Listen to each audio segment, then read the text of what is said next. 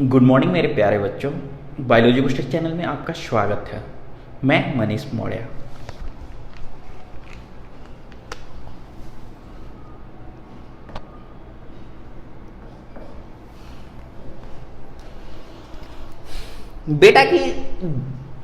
बेटा मैंने जैसे कि आपको लेक्चर 9 में हाइपोथेटिकल रिएक्शन को बताया कि हाइपोथेटिकल रिएक्शन होता क्या है। मैंने आपको हाइपोथेटिकल रिएक्शन के बारे में बताया, उसी को मैं कंटिन्यू करने जा रहा हूं लेक्चर 10 में। और लेक्चर 10 में मैं कंटिन्यू करने जा रहा हूं।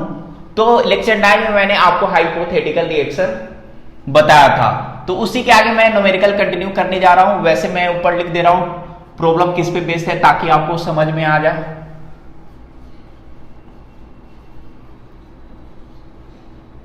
Problem based on hypothetical reaction. Hypothetical reaction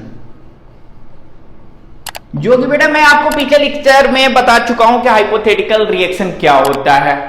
यदि जिन बच्चों को यदि नहीं पता है तो मैं थोड़ा फ्लैशबैक आपको दिखाने की कोशिश करूंगा, ताकि मैं यदि न्यूमेरिकल कंटिन्यू करने जाऊं तो आपको इजीली समझ में आ जाए, ये ना कि आपको फिर उतना पीछे जाना पड़े। कोई बात नहीं बेटा, मैं कोई भी आपका न्यूमेरिकल हो या टॉपिक हो, मैं जीरो से ही शुरू करता हूं। अब मैं जीरो से ही शुरू करूंगा। मैं हाइपोथेटिकल रिएक्शन लिख दे रहा हूं ताकि आपको कोई दिक्कत ना हो। मैंने क्या लिखा था, M1A plus M2B gives rise N1C plus N2D। ये बेटा जो रिएक्शन होता है, यही रिएक्शन जो होता है बेटा, इसको हम लोग हाइपोथेटिकल रिएक्शन कहते हैं। इस रिएक्शन को ही हम लोग हाइपोथेटिकल रिएक्शन कहते हैं। हाइपोथेटिकल रिएक्शन कहते हैं बेटा। यहां तक तो आपको प्रीवियस लेक्चर 9 में क्लियरली समझ में आ गया होगा। इसी के बेसिस पे मैं आपको न्यूमेरिकल कराने जा रहा हूं।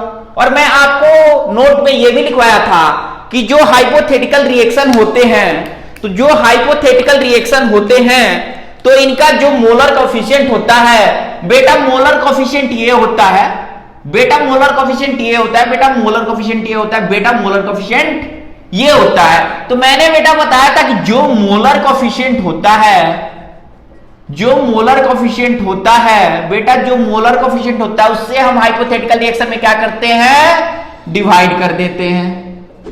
यहां तक तो बेटा क्लियर हो गया होगा।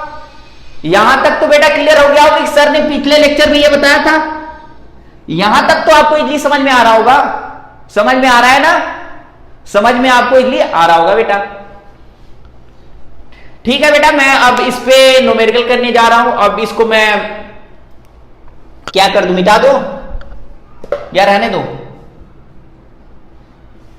रहने देता हूं, साइड में कर लूंगा। फिर एक न्यूमेरिकल देख लेते हैं, उसके बाद फिर आपका कंटिन्यू कर देंगे। इस तरह से जो बच्चे लेक्चर ना देख पाए तो वो लेक्चर इसमें देख लेंगे, तो उनका क्या होगा कि कंटिन्यूटी हो जाएगा। और प्लस जीरो से लेक्चर है, जीरो से लेक्चर है तो क्या होगा कि और क्लियर हो जाएगा कि हाँ सर ने ये कराया था।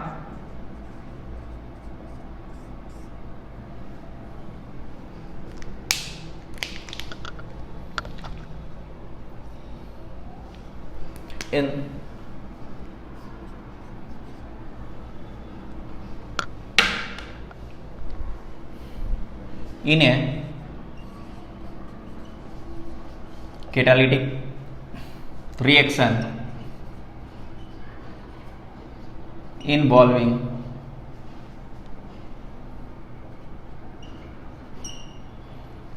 The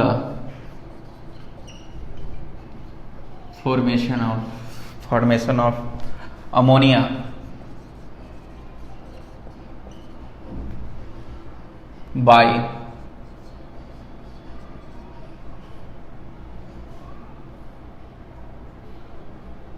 by Haber process.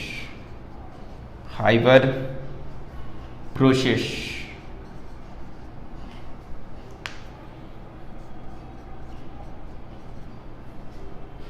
N2 plus 3H2 gives rise to NH3. The rate of appearance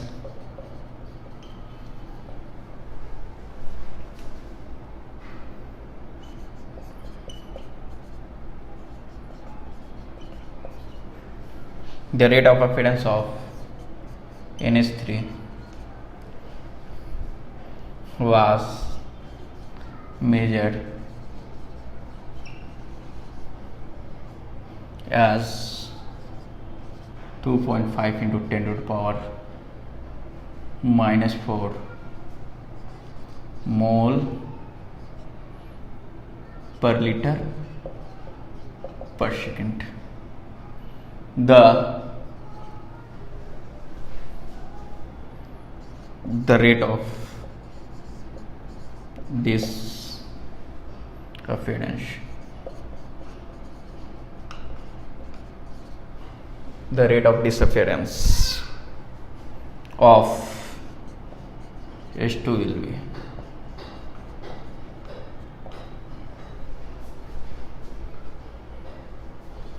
H2 will be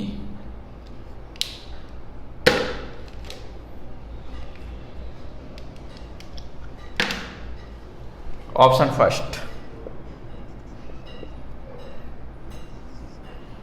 2.5 into 10 to the power minus 4 mole per liter per second. Option 2 1.25 into 10 to the power minus 4 mole per liter per second. Option 3 3.75 into 10 to the power minus 4 mole per liter per second. Option 4 5 into 10 to the power minus 4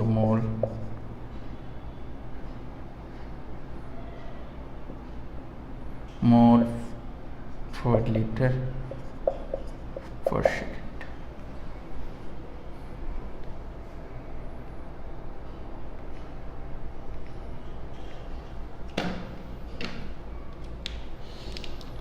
बेटा जो question था, question बेटा complete हो गया।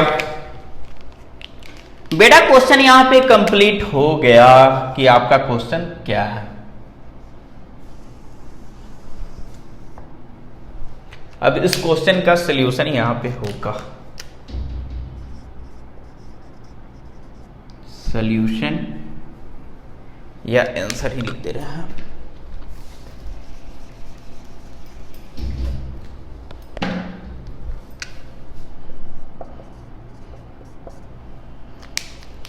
देखिए बेटा पहले question को देखते हैं, क्वेश्चन को पढ़ते हैं कि क्वेश्चन दिया क्या है। In a catalytic reaction involving the formation of ammonia by Haber process N2 plus 3H2 gives rise to NH3. The rate of appearance of NH3 was measured as 2.5 into 10 to the power minus 4 mole per liter per second. The rate of disappearance of H2 will be।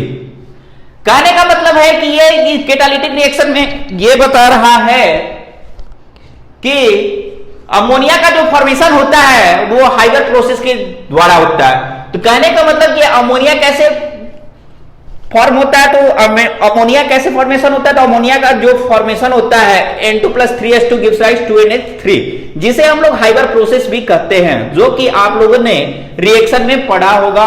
और जो बच्चे नहीं पढ़े हैं तो कृपया यहां पे देख लें कि ये जो होता है ये हाइवर प्रोसेस होता है। अमोनिया का जो फॉर्मेशन होता है ये हाइवर प्रोसेस होता है।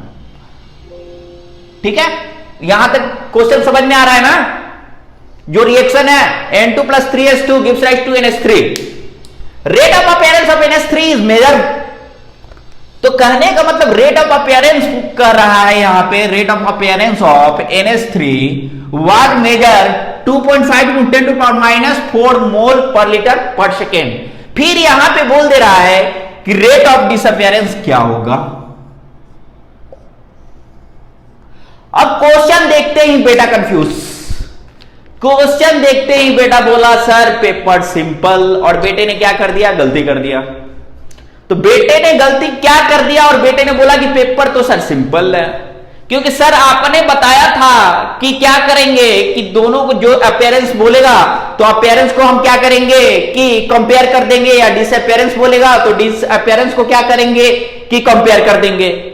तो सर यहां पे दिख रहा है कि डिसअपियरेंस है, तो हम डिसअपियरेंस को कंपेयर करेंगे ना। तो मैंने बेटा बताया कि अपीयरेंस है तो अपीयरेंस को कंपेयर कर देंगे, डिसअपीयरेंस है तो अपीयरेंस को कंपेयर कर देंगे, लेकिन वैल्यू भी तो गिवन होगा। अब जिसका वैल्यू गिवन होगा बेटा, जिसका वैल्यू बेटा गिवन होगा उसको कंपेयर करेंगे ना। यहां पे आपका बेटा वैल्यू अपीयरेंस का गिवन है, बेटा वैल्यू अपीयरेंस का गिवन है। यहां पे ध्यान से देखिए बेटा, जो NH3 का वैल्यू अपीयरेंस का गिवन है, और जब अपीयरेंस का वैल्यू गिवन है NH3 इज इतना, NH3 इज इतना 2.5 10⁻⁴, तो फिर डिसअपीयरेंस पूछ रहा है, तो फिर हम क्या कर देंगे, पहले तो हम इसका क्या करेंगे, हाइपोथेटिकल रिएक्शन से इसका रेट ऑफ रिएक्शन निकालेंगे। प्रोसेस से मैं बताऊंगा कि रेट ऑफ रिएक्शन निकालेंगे। रेट ऑफ रिएक्शन निकालने के बाद हम इन दोनों को कंपेयर कर देंगे, एक अपीयरेंस से और एक डिसअपीयरेंस से। आपका क्या होगा, क्वेश्चन क्लियर, आंसर क्लियर। पहले बेटा हम रिएक्शन लिखते हैं। रिएक्शन क्या है, गिवन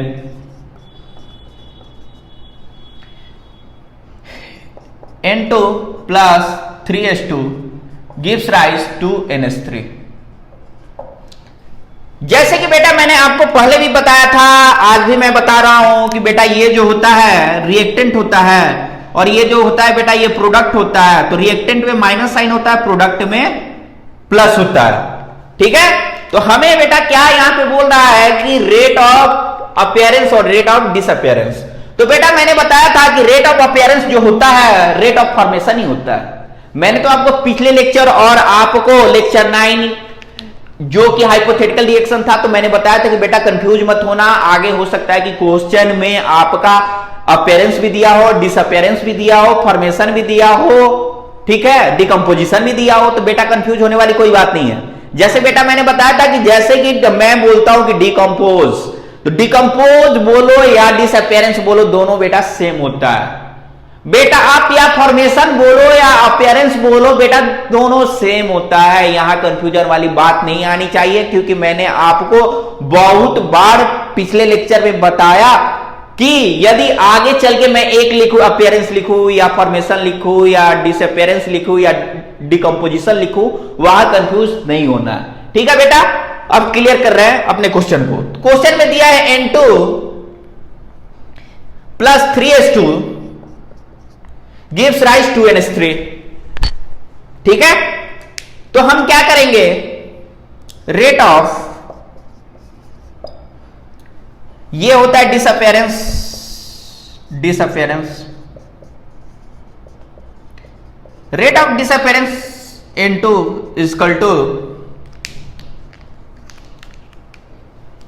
मैंने क्या बोला कि बेटा पहले रेट लिख देना, concentration of N2, minus sign क्या बता रहा है कि आपका जो रिएक्टेंट N2 है वो टाइम के रिस्पेक्ट में क्या कर रहा है बेटा, डिक्रीज कर रहा है। टाइम के रिस्पेक्ट में क्या कर रहा है बेटा, डिक्रीज कर रहा है।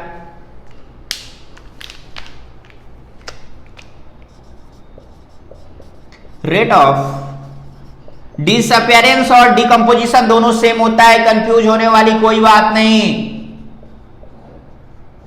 कंफ्यूज होने वाली कोई बात नहीं, कंफ्यूज नहीं होना है। सर ने लिख दिया कि H2 लिख दिया, तो कोई बात नहीं बेटा, यहां पे मोलर कोएफिशिएंट है उससे डिवाइड कर देंगे, हाइपोथेटिकल रिएक्शन हमारा कहता है। या 3H2 भी लिखो, कोई दिक्कत नहीं है, वैसे रहने दो, कोई दिक्कत ना है। पहले रेट लिख लेंगे, minus D H2 upon dt। उसके बाद बेटा मैंने क्या बोला कि जैसे ही हाइपोथेटिकल रिएक्शन आपको दिखेगा, जैसे ही आपको हाइपोथेटिकल रिएक्शन दिखेगा, तो इसका ये मोलर कोएफिशिएंट हो गया, MC लिख दे रहे हैं ताकि आपको समझ में आ जाएगा। जैसे ही ये आपका मोलर कोएफिशिएंट है, तो मोलर कोएफिशिएंट को मैंने क्या बताया था बेटा कि इससे क्या कर देंगे, हम डिवाइड कर देंगे। तो मोलर कोएफिशिएंट से डिवाइड कर दिया, काम इसका फिनिश। अब देखते हैं, अब ये तो आपका डिकम्पोजिशन बोलो या डिसअपीयरेंस बोलो, दोनों सेम होता है। अब बेटा नेक्स्ट देख रहे हैं क्या, अब ये प्रोडक्ट वाले को हम लोग क्या बोलते हैं, क्या बोलते हैं, प्रोडक्ट को हम लोग बेटा बोलते हैं अपीयरेंस बोलो या फॉर्मेशन बोलो। अपीयरेंस बोलो या फॉर्मेशन बोलो, कोई दिक्कत नहीं है। तो मैंने बेटा बोला था कि पहले हम क्या करेंगे, रेट लिख लेंगे। ये आपका डिसअपियरेंस डिकम्पोजिशन है, तो प्रोडक्ट जो होता है बेटा पॉजिटिव होता है। अब पॉजिटिव साइड इंडिकेट बेटा ये करता है कि टाइम के रिस्पेक्ट में जो प्रोडक्ट है वो क्या कर रहा है, जो कंसेंट्रेशन ऑफ प्रोडक्ट है टाइम के रिस्पेक्ट में क्या कर रहा है, इंक्रीज कर रहा है। तो इंक्रीज कर रहा है और यहां पे बेटा मैं देख रहा हूं कि जो आपका मोलर कॉफिशिएंट है, जो आपका बेटा मोलर कॉफिशिएंट है उससे मैंने मोलर कॉफिशिएंट जैसे एमसी से मैंने डिनोट किया, इसको मैंने क्या किया, जो मोलर कॉफिशिएंट होता है उसको मैं क्या करता हूं हाइपोथेटिकल रिएक्शन में क्या करता हूं बेटा, कोई बता सकता है क्या करता हूं, डिवाइड करता हूं। जैसे मैंने एक आपका इस नोट में लिखवाया था कि यदि रेट ऑफ रिएक्शन गिवन होगा तो उसका जो मोलर कोफिशिएंट होगा उससे हम क्या करेंगे, डिवाइड कर देंगे। और जब मोलर कोफिशिएंट को बेटा हम डिवाइड करते हैं तो रिएक्शन क्या होता है, बैलेंस हो जाता है as well as rate of reaction के। तो जब इक्वल बैलेंस हो जाएंगे तो आपका जो होगा कि आपका रेट ऑफ रिएक्शन क्लियर आ जाएगा। तो यहां तक तो बेटा आपको समझ में आ गया होगा इजली। यदि ना समझ में आया हो तो मैं एक बार और क्वेश्चन को रिपीट करूंगा, फिर से बताने की कोशिश करूंगा। In a catalytic reaction involving the formation of ammonia by Haber process, N2 plus 3H2 gives rise to NH3. The rate of appearance of 2NH3 was measured as 2.5 into 10 to the power minus 4 mole per liter per second. The rate of disappearance of H2 will be. तो कहने का मतलब Haber process में ammonia हमारा बन गया N2 plus 3H2 gives rise to NH3।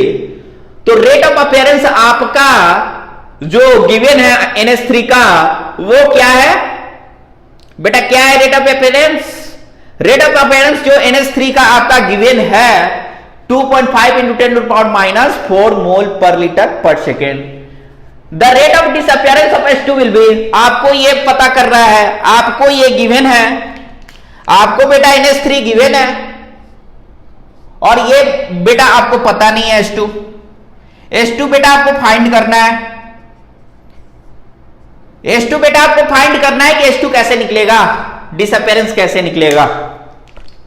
तो मैंने लिखा गिवन, क्वेश्चन में गिवन है कि N2 plus 3H2 gives rise to NH3, जो कि मैंने आपको बताया कि ये रिएक्टेंट है, ये प्रोडक्ट है। रिएक्टेंट होगा तो माइनस साइन होगा, प्रोडक्ट होगा तो प्लस साइन होगा, जो कि मैं स्टार्टिंग में भी बताया था, मैं अभी भी बता दिया। Rate of disappearance of N2 minus concentration of N2 upon dt।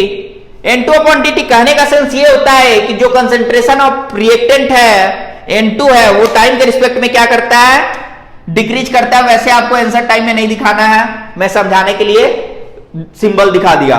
Rate of disappearance H2, तो ये क्या कर रहा है कि कंसंट्रेशन ऑफ H2 है, कंसंट्रेशन ऑफ रिएक्टेंट जो H2 है टाइम के रिस्पेक्ट में बेटा क्या कर रहा है, डिक्रीज कर रहा है। ये मैं आपको शो करने के लिए दिखा रहा हूं ताकि आपको इजीली समझ में आए। बाकी पेपर करने टाइम में आप लोग ये मत दिखाइएगा, एरो नीचे ऊपर मत कीजिएगा, ठीक है। Rate of appearance of NH3, तो कहने का बेटा मैंने बताया था कि जैसे प्रोडक्ट होगा तो ये क्या करेगा, कंसंट्रेशन ऑफ NH3 क्या करेगा, कंसंट्रेशन ऑफ NH3, तो concentration of NH3, concentration of product of NH3 time के रिस्पेक्ट में बेटा क्या करेगा, इंक्रीज करेगा। यहां तक बेटा कोई डाउट नहीं होनी चाहिए यहां तक। और जिन बच्चों को समझ में नहीं आ रहा है, जिन बेटों को समझ में नहीं आ रहा है, कृपया ये हाइपोथेटिकल रिएक्शन में जहां हाथ का सिंबल से बता रहा हूं, कृपया यहां पे देख लें कि जो मोलर कोएफिशिएंट होता है उससे हम डिवाइड करते हैं। सर ने यहां पे आपका टेक्निक भी लिख दिया, जैसे कि मैंने 5 स्टार टेक्निक बताया था इसका। इससे क्या करते, 5 स्टार मैंने टेक्निक बताया था, इससे क्या करते हैं हम डिवाइड कर देते हैं। तो रेट ऑफ डिसअपियरेंस N2, तो concentration of N2 upon dt decrease कर रहा है। Rate of disappearance of H2 1/3 minus d concentration of H2 upon dt decrease कर रहा है। Rate of appearance NH3 1/2 plus d concentration of NH3 upon dt, ये क्या कर रहा है, आपका इंक्रीज कर रहा है। यहां तक रिएक्शन में कोई दिक्कत? तो कहने का मतलब मैंने बताया कि रेट ऑफ जो डिसअपियरेंस होता है ये N2 हो गया, जो रिएक्टेंट होता है टाइम के रिस्पेक्ट में डिक्रीज कर रहा है। रेट ऑफ अपीयरेंस आपका H2 हो गया, मैंने बोला कि बेटा पहले रेट लिख लो, d concentration of H2 upon dt, और उसके बाद इसका जो मोलर कोएफिशिएंट होता है उसे डिवाइड कर दो, reaction clear. Rate of appearance बेटा होता है, रेट ऑफ अपीयरेंस या फॉर्मेशन सेम ही होता है, रेट ऑफ अपीयरेंस NH3, जो कि आपका क्वेश्चन में गिवन है। क्वेश्चन में यहां गिवन है, यहां गिवन है, क्वेश्चन में गिवन है। तो तो मैं बेटा इसका क्या करूंगा, पहले रेट लिख दूंगा plus D concentration of NH3 upon dt। Molar coefficient 2 है तो 1/2। यहां तक बेटा सबको समझ में आ गया होगा, यहां तक तो बेटा समझ में आ गया होगा। जिनको समझ में नहीं आ रहा हो कृपया यहां बोर्ड पे देख ले कि मोलर कोफिशिएंट होते हैं उससे डिवाइड करते हैं। सर ने क्या किया, जो कि पिछले लेक्चर में सर ने बता दिया, सर ने कुछ नया नहीं किया। नहीं तो बेटा बाद में बोलोगे पेपर सिंपल सर, वही कहानी हो जाएगी कि पेपर सिंपल, बाकी कुछ नहीं होता। ठीक है, यहां तक नोट डाउन हो गया, यहां तक नोट डाउन हो गया। चलिए ठीक है, समझ में आ गया होगा, यहां तक तो समझ में आ गया, यहां तक तो कोई दिक्कत किसी को होगा ही नहीं।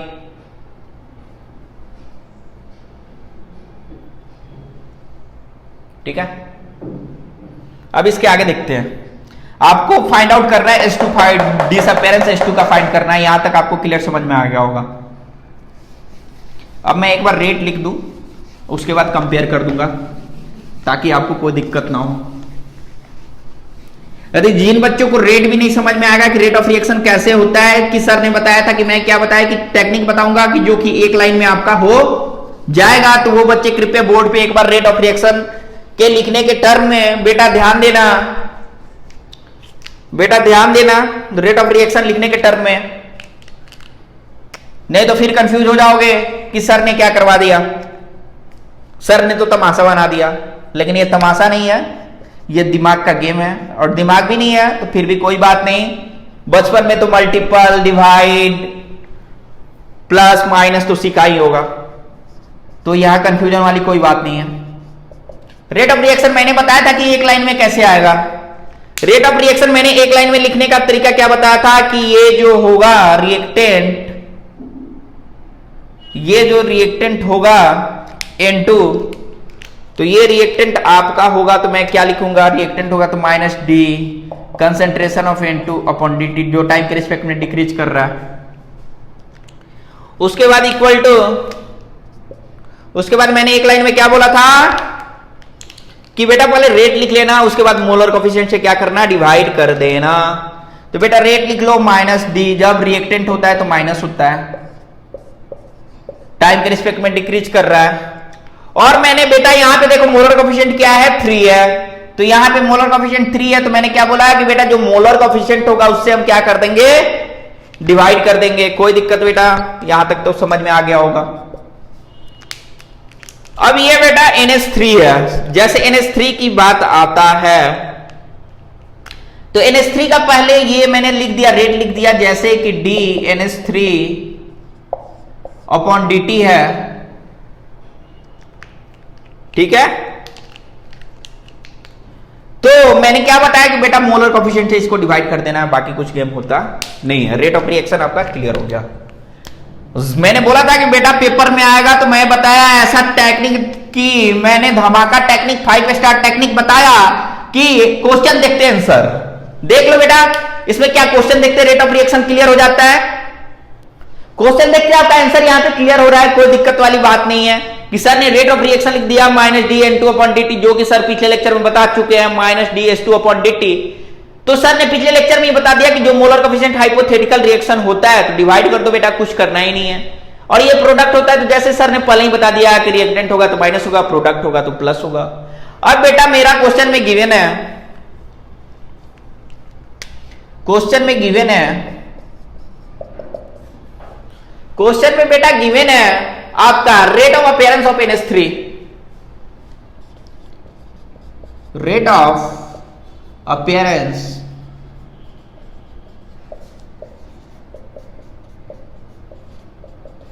क्वेश्चन में बेटा गिवन है rate of appearance of NH3, rate of appearance of NH3 आपका बेटा क्वेश्चन में गिवन है 2.5 into 10 to the power -4 mole per litre per second.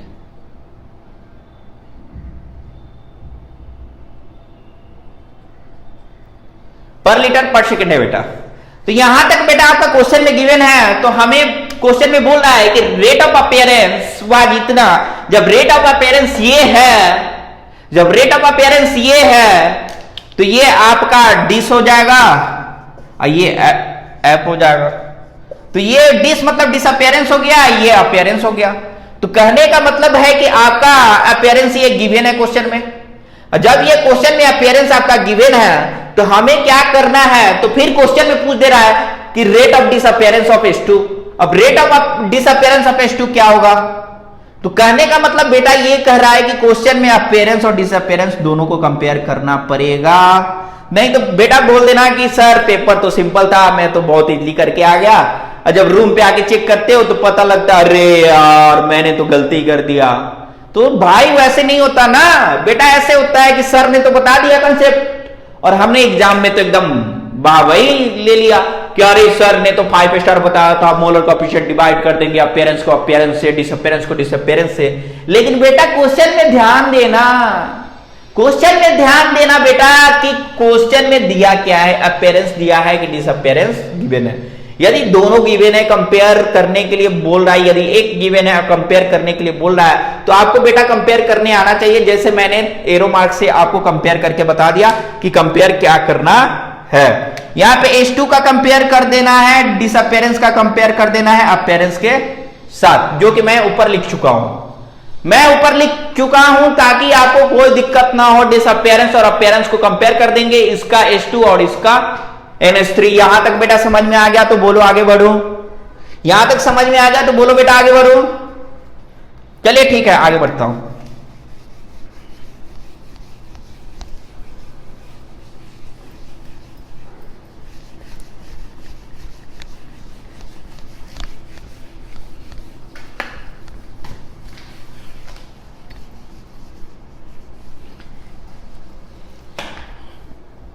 देखिए बेटा आगे बढ़ते हैं, आगे बढ़ते हैं। तो मैंने बोला बेटा क्या करना है, कंपेयर करना है। रिएक्शन हमारा क्या था, N2 plus 3H2 gives rise to NH3।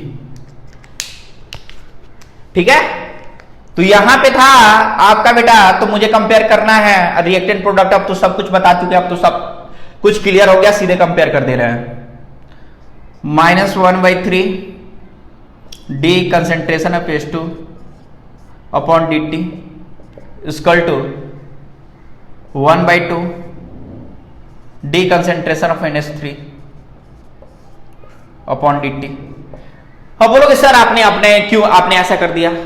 तो बेटा यहां पे आपका अपीयरेंस गिवन है, जो कि मैंने पीछे बता दिया कि अपीयरेंस कितना गिवन है, और आपका डिसअपियरेंस यहां पे H2 से कंपेयर करने को बोल रहा है। बेटा ये मैंने खुद नहीं किया, ये क्वेश्चन में बोल रहा है। आपको समझ में आना चाहिए, दिखना चाहिए, क्वेश्चन में बोल रहा है डिसअपियरेंस यहां पे दिख रहा है। अब इसका बेटा कंपेयर करेंगे, देखो कंपेयर कर दे रहा है। D concentration of H2 upon dt equal to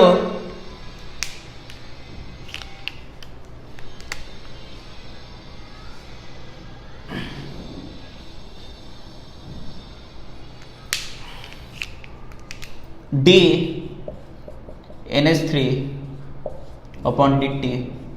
बेटा क्रॉस मल्टीप्लिकेशन तो सबको आता होगा, बेटा क्रॉस मल्टीप्लिकेशन सबको आता होगा। ये 3 है इधर जाएगा, यहां क्रॉस मल्टीप्लिकेशन कर दो, क्रॉस मल्टीप्लिकेशन कर दो।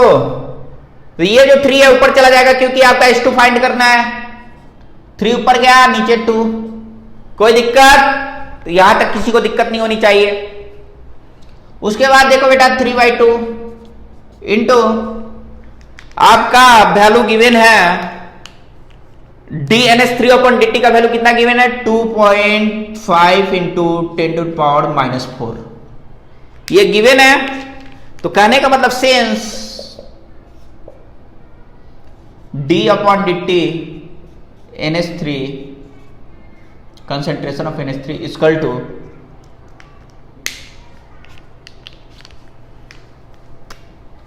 2.5 इंटू 10⁻⁻⁴ मोल पर लीटर पर सेकंड। ये आपका गिवन है, तो आपका ये गिवन है बेटा क्वेश्चन में, तो मोल पर लीटर पर सेकंड इसका यूनिट हो जाएगा। यहां तक तो बेटा आपको क्लियर हो गया होगा, यहां तक तो बेटा आपको क्लियर हो गया होगा कि यहां तक सर ने क्या किया। अब इसके बाद आगे देखते हैं। अब हम इसको क्या करेंगे, कि अब यहां से ये यहां आएगा उठ के, यहां से यहां ये उठ के आया तो फिर क्या हुआ, minus D concentration of H2 upon dt, इसको फाइंड आउट करना है। और हमारा इसका वैल्यू गिवन है 3/2, एक बार और लिख दे रहा हूं ताकि कोई दिक्कत ना हो आपको, 3/2 into 2.5 into 10⁻⁻⁴ mole per litre per second. अब बेटा इसको सॉल्व आउट करो, देखो कितना आ रहा है, सॉल्व आउट करो बेटा, dS2 upon dt, solve out करो बेटा कितना आ रहा है, सॉल्व आउट करके बताओ बेटा कितना आ रहा है, सॉल्व आउट करो। 3.75 into 10⁻⁻⁴ mole per litre per second. बेटा इसका कितना वैल्यू आ रहा है, कितना वैल्यू आ रहा है बेटा, देखो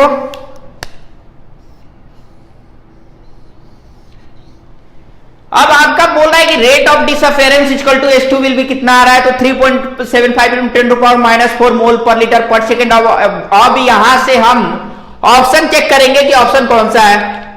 ऑप्शन नंबर फर्स्ट में 2.5 इंटू 10⁻⁴ नहीं होगा, ठीक है, 1.25 नहीं होगा, आपका ऑप्शन नंबर 3 करेक्ट है, ऑप्शन नंबर 3 करेक्ट है, तो ऑप्शन आपका हो जाएगा ऑप्शन नंबर 3। कोई दिक्कत किसी को है तो कृपया बोल सकता है, नहीं तो फिर मैं एक बार बता देता हूं कि यदि क्वेश्चन देख के आंसर क्या करेंगे, क्वेश्चन देख के आपको रेट ऑफ रिएक्शन लिखने आता है, रेट शॉर्ट ट्रिक्स में मैं बता रहा हूं कैसे करूंगा कि रेट ऑफ रिएक्शन लिखने आता है, जब रेट ऑफ रिएक्शन लिखने आता है तो सीधे डायरेक्ट कंपेयर कर दो, ज्यादा कुछ rate of reaction formation disappearance लिखने का कोई रिक्वायरमेंट नहीं है, डायरेक्ट कंपेयर कर दो। मैंने टेक्निक जो ऐसे बताया, रिएक्शन लिख दो, डायरेक्ट कंपेयर कर दो। यहां पे रेट ऑफ आपका अपीयरेंस गिवन है, रेट ऑफ अपीयरेंस गिवन है, रेट ऑफ डिसअपेरेंस पूछ रहा है, सीधे कंपेयर कर दो। रेट ऑफ अपीयरेंस गिवन है, डिसअपेरेंस पूछ रहा है, सीधे कंपेयर कर दो, सीधे कंपेयर कर दिया, dNH3 अपॉन dt, इसका जो 3 है ऊपर चला गया 3/2, और आपका ये वैल्यू गिवन है, आपका ये वैल्यू गिवन है D concentration of NH3 upon dt, तो 3/2 into 2.5 into 10⁻⁴ mole per litre per second. तो since dNH3 upon dt equal to 2.5 10⁻⁴ mole per litre per second, ये आपका क्वेश्चन में गिवन है। तो मैंने क्या किया, क्वेश्चन में ये वैल्यू पुट किया, dS2 upon dt 3/2 2.5 into 10⁻⁴ mole per litre per second. बेटा आप देख लेना, जो सॉल्व करके आएगा लगभग इतना आएगा, minus dS2 dt upon 3.75 10⁻⁴ mole per litre per second. बेटा यहां तक आएगा, ये आपका क्लियर, यहां तक कंसेप्ट क्लियर है। डायरेक्ट क्वेश्चन देखना है, कंपेयर कर देना है, जो आएगा आपका आंसर हो जाएगा, इसमें आपको कंफ्यूजन वाली कोई बात नहीं।